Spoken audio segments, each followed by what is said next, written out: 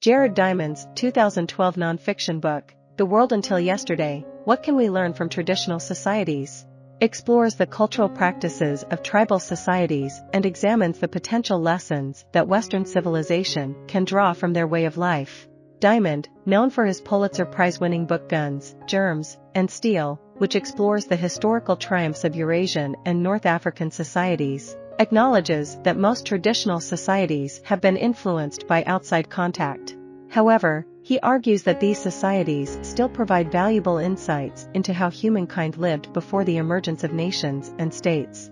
Viewing the remaining tribal societies as a window to our past and a reflection of our own lives, Diamond suggests that they offer alternative approaches to solving universal human problems and conflicts, even if not necessarily superior to those of Western society.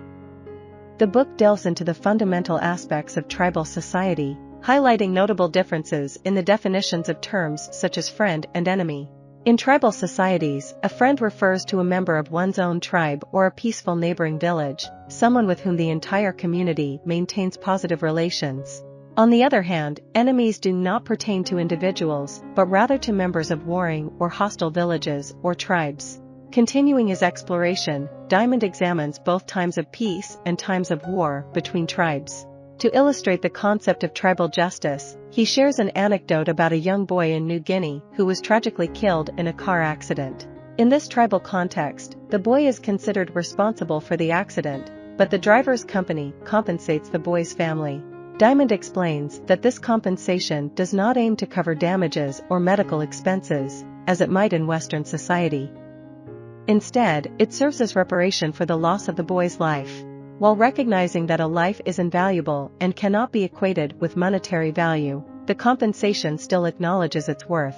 Overall, Diamond's book provides a thought-provoking exploration of tribal societies, shedding light on their customs and offering insights that challenge Western perspectives on friendship, enmity, justice, and value systems.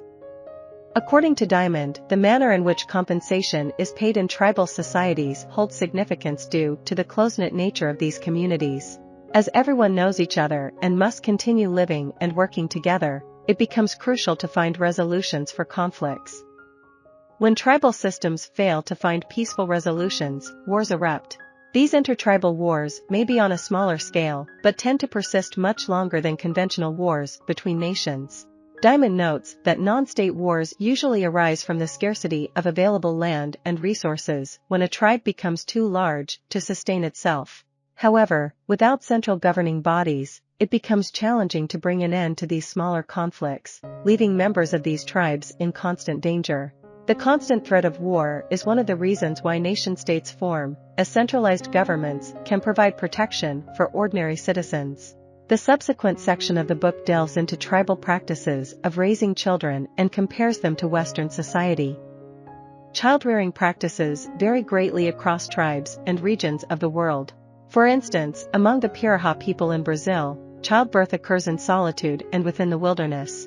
Conversely, among the Agta tribe in the Philippines, childbirth is a communal event with the entire tribe providing assistance to the mother. In some tribes, such as the Kung in Africa, infanticide is practiced. While this is inconceivable in Western society, among the Kung, it may be seen as necessary for the survival of other children within the family or the tribe as a whole, particularly when food and resources are scarce. Traditional societies differ from Western society in their approaches to child rearing. Infants in these societies often experience constant skin-to-skin contact with their mothers, who carry them in slings as they go about their daily activities. Fathers play a lesser role in child rearing as they are typically engaged in hunting for food. As young boys reach adolescence, they leave their mothers and younger siblings to join the men in hunting and providing for the rest of the tribe. Different tribal societies exhibit contrasting approaches to raising children. Some tribes allow children more freedom to explore their surroundings, without hindering them or constantly warning them of potential dangers. These tribes believe in allowing children to learn from their own mistakes. On the other hand, certain tribes are highly protective of their young ones, rigidly segregating them by age and instilling a strong sense of guilt and obligation. While both extremes may seem unfamiliar to Western perspectives, there are valuable lessons to be gleaned from each approach. The treatment of the elderly also varies among tribal societies. Diamond presents 3 options: cherishing, abandoning, or killing. In some traditional societies, elders are highly revered as sources of wisdom. However, when these elders become infirm, they can be seen as a burden and strain on resources. For instance, the Sami people of Scandinavia intentionally abandon their elderly, while certain tribes in South America allow senior members to wander away from the group, never to return. Diamond contrasts this with Western society, which offers its own distinct set of options for the elderly. Some children become caregivers for their aging parents, while others opt to place them in nursing homes, with infrequent visits. In Western society, older individuals tend to enjoy longer lives, better healthcare, and a wider range of opportunities. However, declining birth rates have resulted in a larger proportion of elderly individuals compared to the younger population, placing a greater responsibility on Western society to support them. Part 4 of the book introduces a concept termed constructive paranoia by Diamond. This concept explores how tribal communities cope with constant danger. For example, he observes seemingly irrational fears among New Guineans that a tree might fall on them while they sleep. While the chances of a tree falling on a person are rare, Diamond realizes that the New Guineans frequently sleep under trees, increasing the risk of such an event. Thus, their fear is not unfounded, given the prevalence of sleeping under trees in their culture. Although not always justified, the constructive paranoia exhibited by tribal societies is a rational response to the immense dangers they face, including the constant threat of lion attacks, diseases, and starvation. In the final section of the book, Diamond explores the role of religion and health in traditional societies. He suggests that religion fulfills a universal human need by providing explanations for natural phenomena, attributing will and power to inanimate objects. It helps tribal societies understand why the sun rises or earthquakes occur. Diamond also discusses the impact of common diseases on both Western and traditional societies. He highlights the infiltration of diseases like diabetes into traditional societies due to Western dietary influences.